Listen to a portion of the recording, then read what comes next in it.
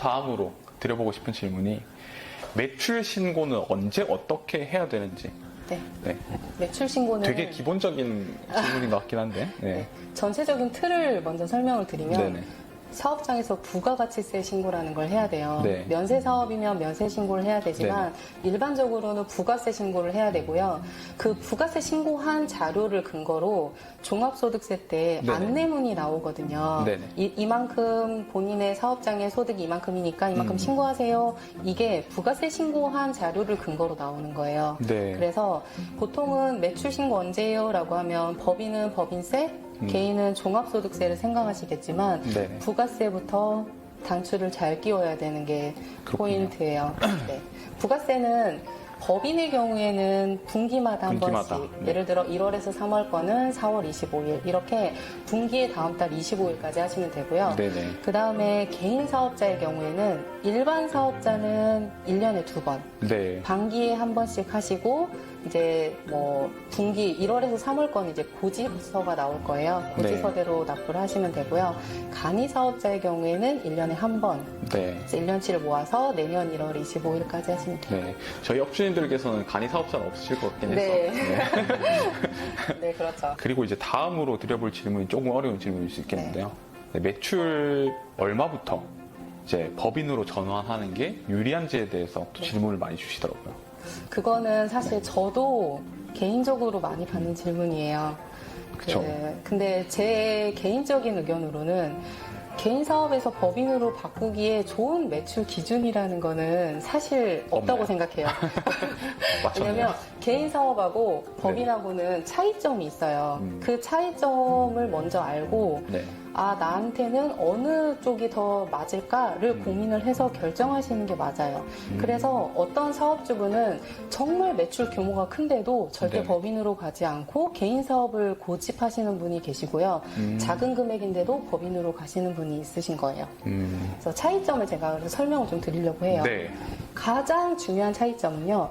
인격의 독립성이에요. 법인은 법인하고 주인인 주주하고 인격이 다르기 때문에 회사에서 뭔가 자금을 가져갈 때는 항상 세금이 붙어요. 네. 대표자도 근무를 하고 대가를 가져갈 때는 항상 세금이 붙어요. 그쵸. 그리고 법인은 법인대로 세금을 내고요. 개인 사업은 한번 세금을 내고 나서 순이익이 남으면 그 자금을 편하게 유용할 수가 있어요. 뭔가 다시 가져갈 때 세금을 또 내거나 하지 않아요. 한 번 네. 세금을 낸 거기 때문에 그 돈으로 무엇을 하든 상관이 없어요. 네네. 가져가서 다른 일에 써도 되고요. 이제 그게 이제 개인 사업을 고집하시는 분들이 가장 이제 그쵸. 네, 네. 선호하는 그 차이점 중에 하나고요. 두 번째는 세율 차이예요. 세율 차이 때문에 아마 이 질문이 나왔을 거예요. 네. 법인세는 2억까지는 10%고요. 2억부터 200억까지가 20%예요. 주민세 포함하면 22%거든요. 네. 굉장히 그 구간이 크잖아요. 네. 개인은 소득세율이 아까 앞에서 누진세율 말씀드렸던 것처럼 1200에 6%, 1200에서 4600이 뭐 15% 이렇게 낮은 구간에서 세율이 팡팡팡 뛰거든요. 네. 그렇기 때문에 같은 2억이라고 봤을 때 법인은 주민세 포함해서 22%라고 하면 개인은 그 주민세 포함해서 38.5%예요. 차이가 크죠. 네, 차이가 크네요. 이 세율 차이 때문에 아 매출이 어느 정도 규모가 되면 나는 법인으로 가야지 이렇게 하시는 분들이 많아요. 근데 주주 입장에서 지금 이걸 결정해야 되는 건 주주잖아요. 그렇죠. 주인이잖아요. 그렇죠. 주인 입장에선 사실 크게 다르지 않아요. 왜냐면 개인 사업일 때는 38.5%를 내지만 한 번 내고 그 다음엔 다 제 재산인 거예요. 네. 근데 개인인 경우에 법인인 경우에는 법인이 한 번 세금을 내요. 내고, 22%를. 네. 그럼 또 내가 지급받을 거기서 때는. 주주가 돈을 가져갈 때 또 소득세를 내기 때문에요. 그렇죠. 사실은 주주 입장에서 내 손에 돈이 들어오는 절차까지의 세금은 둘 다 크게 다르지 않아요. 그렇군요. 네. 그래서 세율 차이 때문에 단순하게 결정하기에는 다른 부수적인 것들이 좀 네. 많은 거죠. 네. 정말 잘 이해가 되는 설명 감사합니다. 네, 네. 저도 사실은 법인으로 저는 사업자를 전환한 경험이 있으니까 이 법인격이 되면서 네. 되게 많은 것들이 달라졌는데 그 중에서 가장 불편했던 게 네. 이 법인의 돈은 마음대로 가져갈 수가 없잖아요. 맞아요. 네. 네, 그래서 개인 사업자 때가 편했다. 그것 때문에 개인 사업자를 포기하지 못하시는 분들이 네네. 있으세요. 그러니까 어느 그렇겠죠. 쪽이 본인이 맞을지를 보시고 결정하시는 게 가장 네. 현명하다고 생각합니다. 네, 하지만 이제 법인이 되었을 때는 어쨌든 그런 네.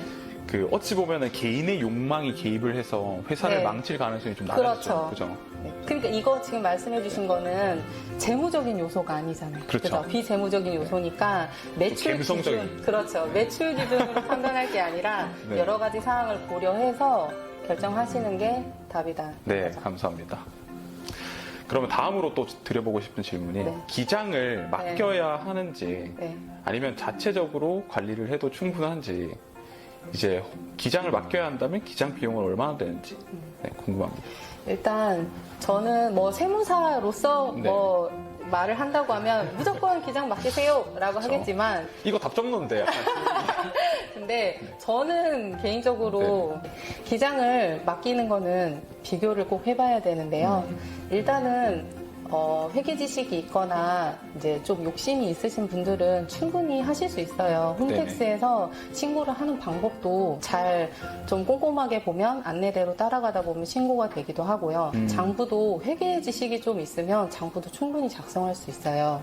근데 이제 매출 기준에 따라서 장부를 작성하지 않아서 페널티를 부과하는 경우가 있고요. 그 다음에 장부를 작성하지 않아도 되는데 작성을 해서 세액공제를 받을 수도 있어요. 그러니까 페널티랑 세액공제 여부도 따져봐야 되고 네. 수수료, 그 다음에 대표님이 사업에 대해서 다른 일을 하셔야 되는데 네. 이거를 함으로 인해서 잃는 기회비용도 있을 수 있잖아요. 세무 용역 수수료하고 그 다음에 대표님이 다른 일을 못해서 잃게 되는 기회비용하고 그 다음에 페널티와 세액공제를 잘 비교하셔야 돼요. 네. 제가 그래서 두 가지 예를 들 건데요. 한 가지는 만약에 대표님이 지금 이렇게 회계 지식 이렇게 짜내서 막 장부 작성하고 그걸 하는 것보다는 딴 데 나가서 영업을 뛰었을 때 50만 원을 번다. 근데 수수료가 30만 원이다. 그러면 이거를 하지 않고 영업을 뛰러 가시는 게 맞는 거죠. 그쵸. 그다음에 두 번째로 장부를 작성하지 않았을 때 내가 부담하는 페널티가 10만 원이에요. 근데 장부를 작성한 수수료가 30만 원이에요. 그러면은 장부를 작성하는 것보다 그냥 페널티를 부과하시는 게 더 유리해요. 네. 네. 근데 그 페널티가 10만 원에서 그치지 않을 것 같아요. 아 근데 생각보다 규모가 뭐 규모가 크면은 페널티가 훨씬 클 수 있죠. 그래서 무조건 기장을 맡기는 게 좋다라고 하기보다는 여러 가지를 비교해서 따져보는 게 좋지 않을까. 저희 또 모텔 운영하시는 이제 저희 사장님들께서는 한 달에 기본적으로 몇 천만 원씩 이렇게 또 가져가시기 때문에 그러면은 네, 잘 버시는 분들은 네. 그래서 네. 그런 경우에는 이제 사실 대표님의 시간이 굉장히 비싼 시간이기 때문에 그렇죠. 네. 그러면 차라리 이제 세무사는 아무래도 세무 지식이 있고 이렇게 네. 아까 말씀드렸던 것처럼 세액 공제라던가 그런 거를 잘 알고 있는 사람이기 때문에 타임차지의 비용이 비싸신 대표님 같은 경우에는 맡기시는 게 네. 맞죠. 그리고 수수료는 보통 그 회사의 매출 규모 그 다음에 근로자 수 이런 걸로 차등적으로 적용이 되기 때문에요. 네네. 네. 아무래도 해야 될 일이 늘어나시니까 네, 그건 그렇죠. 어쩔 수 없는 부분인 것 같습니다. 네.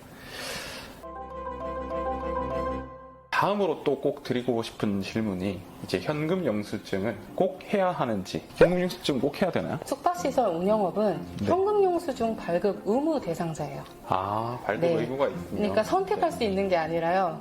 의무이기 때문에 발급을 반드시 해야 되고 안 했을 때 가산세가 네. 있는 거예요. 네. 그래서 현금영수증이 만약에 고객이 요청을 굳이 하지 않는다고 하면 건당 10만 원 이상부터는 반드시 끊어야 되고요. 만약에 그러지 않았을 경우에는 20%의 가산세가 붙어요. 20%요? 네. 그리고 만약에 가산세 비싸다. 이제 고객이 요청을 했어요. 현금영수증 끊어달라고. 그러면 금액에 상관없이 끊으셔야 돼요. 그래서 이렇게 거부를 하게 되면 5%의 가산세가 있어요. 네. 가산세를 내지 않기 위해서는 이제 네. 현금 영수증 꼭 발급해 주셔야 되는 점 네, 네. 참고 꼭 하시고요. 다음으로 드려보고 싶은 질문은 이제 외국인 청소 노동자도 합법적으로 세금을 처리하는 방법이 있는지 많이 여쭤보시더라고요. 외국인을 크게 세무적으로 나누면 외국인 등록번호가 있는 외국인이 있고요. 외국인 등록번호가 없는 외국인이 있어요. 네네. 외국인 등록번호가 있으신 분들은 한국 사람하고 똑같이 처리하시면 돼요. 예, 주민등록번호 넣는 것처럼 외국인 등록번호 넣고 인건비 신고를 하실 네네. 수 있어요. 근데 이제 외국인 등록번호가 없으신 분들은 불법 체류자인가요? 아니요, 그렇지 않더라도 그렇지 않더라도. 등록을 안 했을 때는 없을 수 있어요. 그럴 경우에는 여권번호를 넣어가지고 신고를 하실 수 있어요. 아, 여권. 근데 알아보시고 하셔야 되는 게 외국인마다 받고 들어오는 비자의 코드가 한국에서 근무를 할 수 있는지 없는지가 나뉘어요. 아, 비자 확인을 네, 하셔야 돼요. 그래서 만약에 이분이 한국에서 근무를 할 수 없는 비자 코드인데 뭐 의사소통이 안 돼서 이렇게 하다 보면은 출입국 관리소 같은 데서 네. 연락이 올 경우가 있어요. 채용하시면 안 된다라던가. 그런 경우만 조심하시면 네. 세금 처리는 충분히 가능하고요. 실제로 비용 처리도 다 가능합니다.